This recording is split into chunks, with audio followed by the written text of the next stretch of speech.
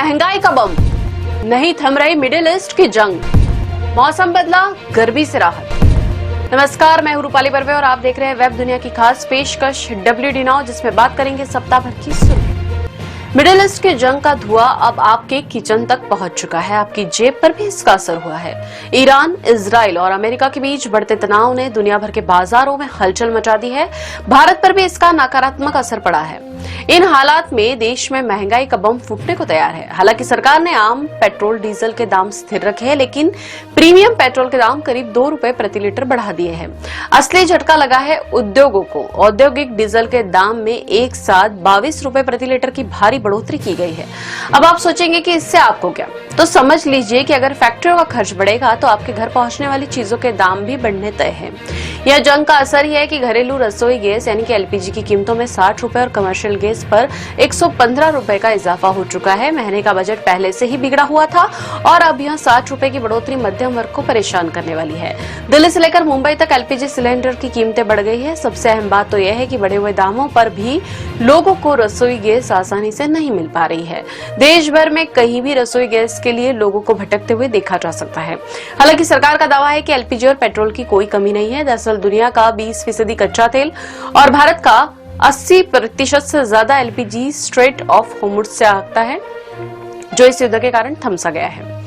कच्चे तेल की कीमतें अंतर्राष्ट्रीय बाजार में $110 प्रति बैरल को पार कर गई है। अगर जंग की आग जल्द ही ठंड न हुई तो आने वाले दिनों में सामान्य पेट्रोल डीजल की कीमतों में भी उछाल देखने को मिल सकता है। हालांकि 4 राज्यों में एक केंद्र शासित प्रदेश के विधानसभा चुनाव को ध्यान में रखते हुए कुछ समय के लिए राहत मिल सकती है, लेकिन वर्तमान हालात में दाम बढ़ना तय है। आर्थिक जानकारों का मानना है कि यह तो बस शुरुआत है। आने वाले दिनों में आम आदमी पर महंगाई की मार और पड़ सकती है। मिडिल ईस्ट की आग अब बुझने की बजाय पूरी दुनिया को अपनी चपेट में ले रही है। ईरान झुकने को तैयार नहीं है और अमेरिका और इजराइल आर पार के मूड में है। यह सिर्फ अब मिसाइल तक सीमित नहीं रहा, बल्कि आपके इंटरनेट और वैश्विक अर्थव्यवस्था को मिट्टी से मिलाने की तैयारी हो चुकी है। दरअसल दुनिया सोच रही थी कि अमेरिका दबाव में ईरान घुटने टेक देगा, लेकिन हुआ इसके उलट। ईरान पहले से कहीं ज्यादा आक्रामक हो गया है। इधर अमेरिकी राष्ट्रपति डोनाल्ड ट्रंप ने इस जंग को निर्णायक बनाने के लिए अपनी सरकार से $200 अरब यानी कि लगभग 16 लाख करोड़ रुपए का भारी भरकम युद्ध बजट मांग लिया है। हालांकि इसे अभी मंजूरी नहीं मिली है। ट्रंप का साफ संदेश है कि ईरान को पूरी तरह तबाह कर देंगे।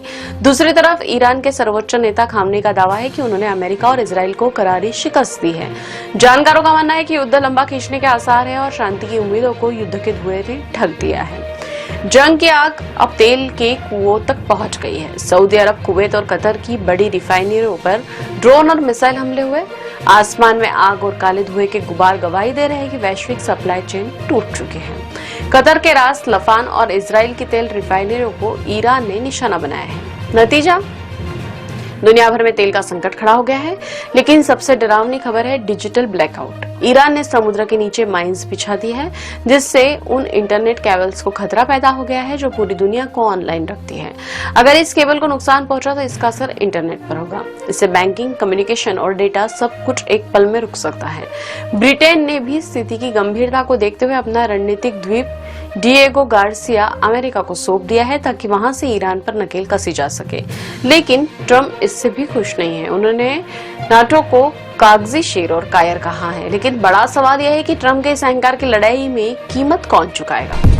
गत सप्ताह जहां गर्मी ने अपना रौद्र रूप दिखाया था, वहीं मौसम में अचानक आए बदलाव ने उत्तर भारत में गर्मी में कुछ राहत दी है।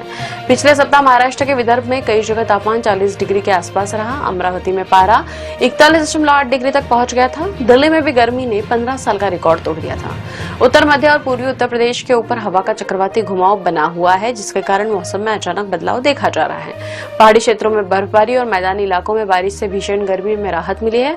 मौसम विशेषज्ञों के मुताबिक अगले कुछ दिनों तक तापमान ऐसा ही बना रहेगा। हालांकि पानी और ओले गिरने के कारण किसानों की फसलों को इससे नुकसान हुआ है। मौसम विशेषज्ञों के मुताबिक 22 मार्च से एक नया कमजोर पश्चिमी विक्षोभ सक्रिय होगा, जिससे उत्तर पश्चिम भारत में बादल और हल्की बारिश देखने को मिल सकती है। राजधानी दिल्ली NCR में भी गरज चमक के साथ हल्की से मध्यम बारिश की संभावना है। पश्चिमी राजस्थान और हरियाणा के ऊपर भी एक और सिस्टम सक्रिय हो रहा है, जिससे गर्मी ज्यादा नहीं सताएगी। गुरुवार को मध्य प्रदेश के झाबुआ, अलीराजपुर, रतलाम, खंडवा, बुरहानपुर, कटनी और अनूपपुर में बारिश हुई। खंडवा, अनूपपुर, धार के बदनावर और बैतूल जिले के मुल्ताई सहित कुछ स्थानों पर हल्की बारिश के साथ ओले गिरे हैं। भारतीय मौसम विभाग ने 19 राज्यों में मौसम को लेकर अलर्ट जारी किया है। पश्चिमी उत्तर प्रदेश और पंजाब के कई इलाकों में ओलावृष्टि और बारिश का अलर्ट जारी किया गया है। पूर्वोत्तर भारत, तमिलनाडु, केरल और दक्षिण आंतरिक कर्नाटक में भी कई स्थानों पर बारिश और गरज चमक की संभावना है। जम्मू कश्मीर के गुलमर्ग और सोनमर्ग में भी बर्फबारी दर्ज की गई। वहीं हिमाचल प्रदेश के लाहौल स्पीति, रोहतांग और कुल्लू के ऊपरी हिस्सों में ताजा हिमपात हुआ है। हालांकि मौसम का यह दौर खत्म होने के बाद लोगों को एक बार फिर गर्मी झेलने के लिए तैयार रहना चाहिए, क्योंकि यह राहत लंबे समय तक नहीं रहने वाली। अब खबर संक्षेप में। अवैध जुए और सट्टेबाजी पर सरकार का बड़ा एक्शन। 300 वेबसाइट्स और बेटिंग एप्स को किया ब्लॉक। अब तक ऐसी लगभग 8,400 वेबसाइट को ब्लॉक किया जा चुका है।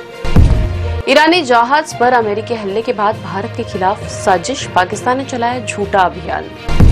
मालदीव में बड़ा हादसा, स्पीड बोट पलटने से रेडी ड्राइवर हरि सिंह लापता, भारतीय उद्योगपति गौतम सिंघानिया घायल।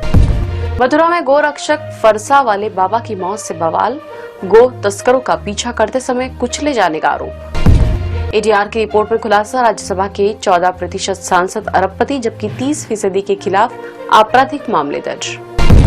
मिशन शक्ति 5.0 यूपी में महिलाओं की सुरक्षा को लेकर बड़ा अभियान। गांव-गांव पहुंचेगी मोबाइल वैन, हेल्पलाइन और योजनाओं की जानकारी। इसी वेब दुनिया की खास पेशकश WD नाउ अगले सप्ताह की सुर्खियों के साथ फिर हाजिर होंगे। नमस्कार।